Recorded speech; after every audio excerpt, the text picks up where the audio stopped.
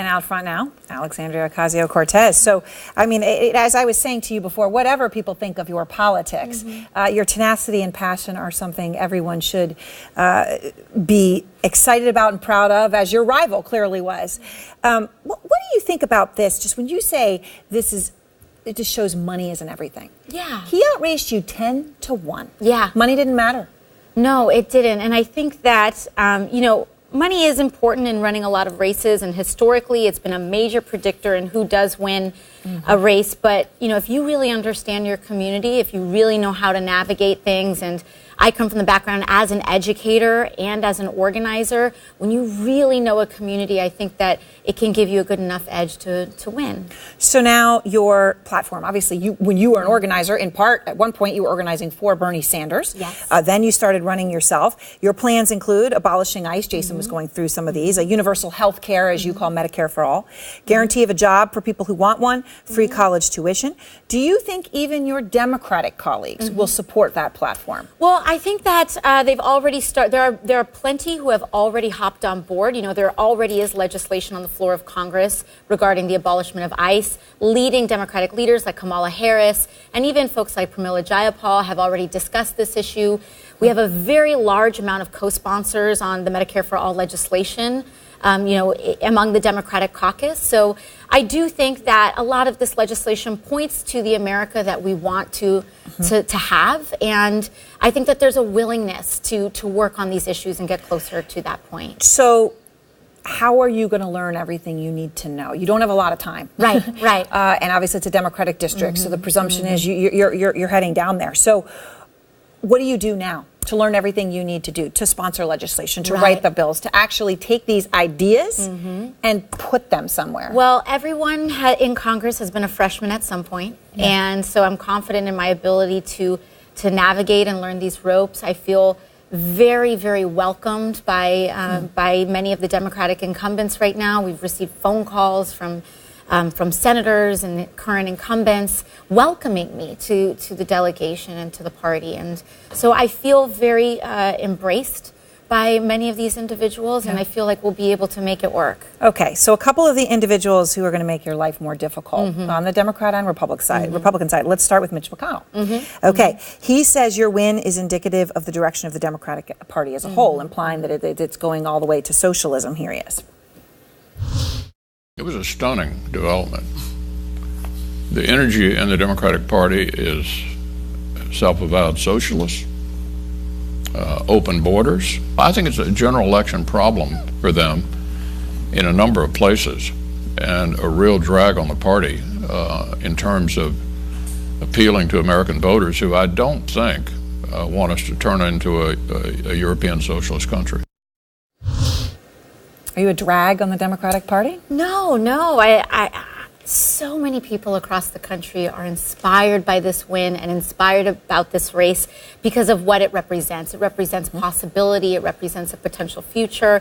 And there are other members in Congress that identify themselves. You have Bernie Sanders that carried very strongly in the Midwest. And really, this is not about labels. This is not about left versus right divisiveness. This is about top and bottom. This is about speaking about healthcare, education, housing, wages for working class Americans, criminal justice reform, and more. And people listen to that message, and you can't scare people, with a label. You could say that the president is an authoritarian, hyper-capitalist, but at the end of the day, what does that mean? And when we talk about the issues, as long as we can build consensus around the issues, nothing else really matters. So Nancy Pelosi has, also come out. Look, she's said some good things too, but also sort of implying, okay, that's great, but it's just one little place. It's just nothing to worry about, everybody. Nothing to see here. Here she is.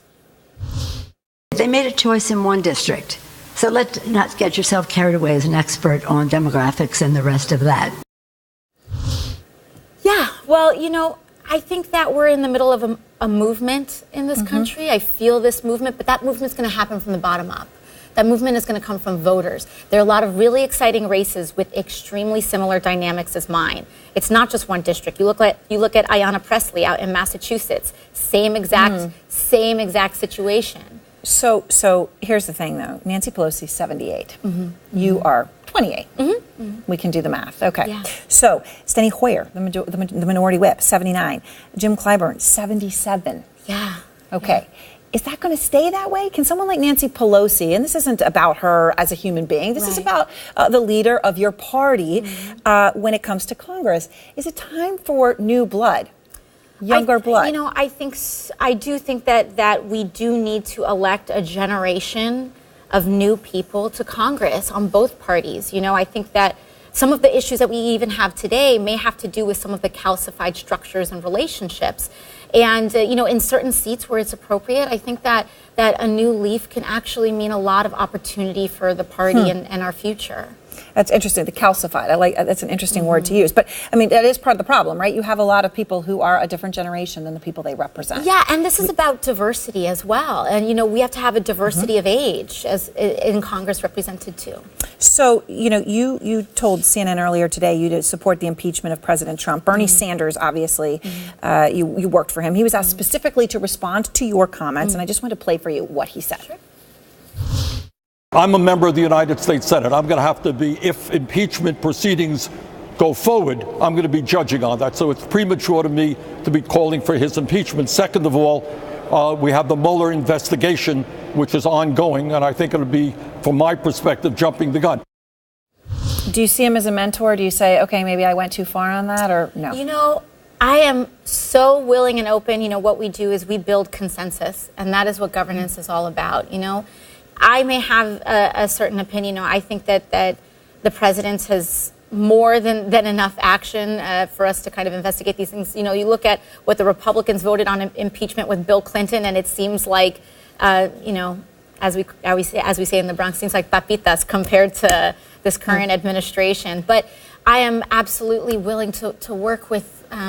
You know, work with our incumbents in our administration. I am a new and freshman member of Congress, and I look forward to building those relationships. And at the end of the day, it's about getting things done. So after losing last night, we had played briefly, Jason played at the end of his piece, Congressman Crawley, doing something, frankly, that I think would be, you know, it's a heartbreaking moment for him, you have to imagine. Here's, again, what he did.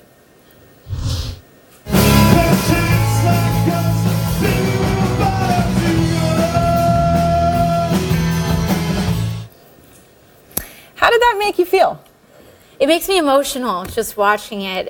To handle that moment with such grace, and I mean, I have a profound amount of respect. I do. I have a profound amount of respect for the service that he's had for our community, and you know, I just think it was beautiful, and I look forward to building that relationship as well. Have you talked to him? Because he obviously could be a crucial person for you. Absolutely. You know, we've been trying to get in contact. You know, in a way, yesterday I was a constituent, and how do you find your congressman's personal cell phone number?